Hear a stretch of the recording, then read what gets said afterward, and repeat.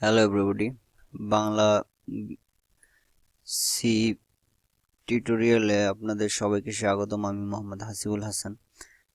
তো এটা আমার থার্ড টিউটোরিয়াল সি এর উপর। তো আমি এই টিউটোরিয়াল আপনাদেরকে দেখাবো যে ডাটা টাইপ এবং ভেরিয়েবল। ডাটা টাইপ কি? ডাটা টাইপ আমরা প্রোগ্রামে বিভিন্ন ধরনের ডাটা টাইপ নিয়ে কাজ করি।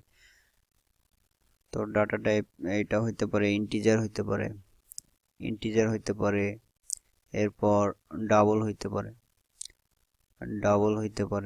ফ্লোট হইতে পারে। তো ইন্টিজার হলো পূর্ণ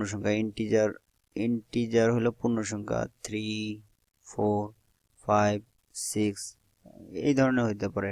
ডাবল ডাবল হলো যেখানে দশমিক থাকবে, দশমিক সংখ্যা, যেমন 3.4 হইতে পারে, 5.6 ইত্যাদি হইতে পারে, যেখানে দশমিক থাকবে। দশমিক যুক্ত সংখ্যা হলো ডাবল।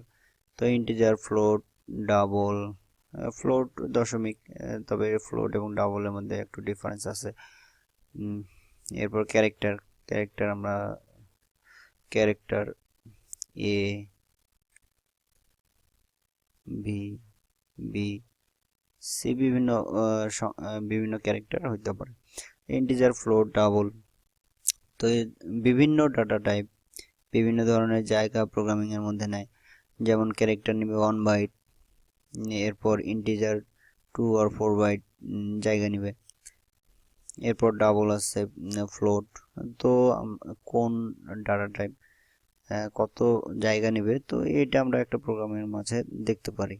তো আমরা যদি দেখি, তো আমরা দেখব যে কিভাবে এটা বের করতে পারি। আমরা লিখতে পারি প্রিন্টএফ, দেন আমরা এখানে লিখতে পারি যে স্টোরেজ ক্যাপাসিটি অথবা স্টোরেজ সাইজ অফ ইন্টিজার। এরপর %d। তো আমরা দেখব যে ইন্টিজার কত জায়গা নেবে, ইন্টিজার টাইপের ডাটা কত জায়গা নেয় মেমোরিতে। তো আমরা এই জিনিসটা দেখব। তো এর জন্য একটা অপারেটর আছে, সাইজ অফ অপারেটর আছে, সাইজ অফ অপারেটর। এইটা দিয়ে আমরা একটা ডাটা টাইপ কত জায়গা নেবে সেটা আমরা বের করতে পারি। ইন্টিজার আমরা যদি এটা লিখি, তাহলে আমরা দেখতে পাবো যে ইন্টিজার কত জায়গা নেবে প্রোগ্রামিং মাঝে। তো storage size of integer 4, integer নেবে 4 ইন্টিজার 4 বাইট জায়গা মেমোরিতে নেবে। তো আমরা এটা যদি কপি করি, তো পরবর্তীতে দেখবো ইন্টিজার ফ্লোট কত জায়গা নেবে। স্টোরেজ সাইজ অফ, এটা আমরা লিখে দিলাম ফ্লোট।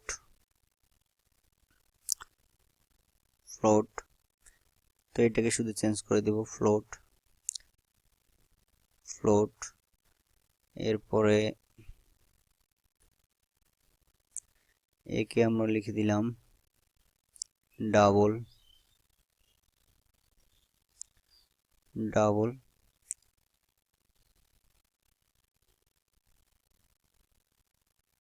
এটা ক্যারেক্টার।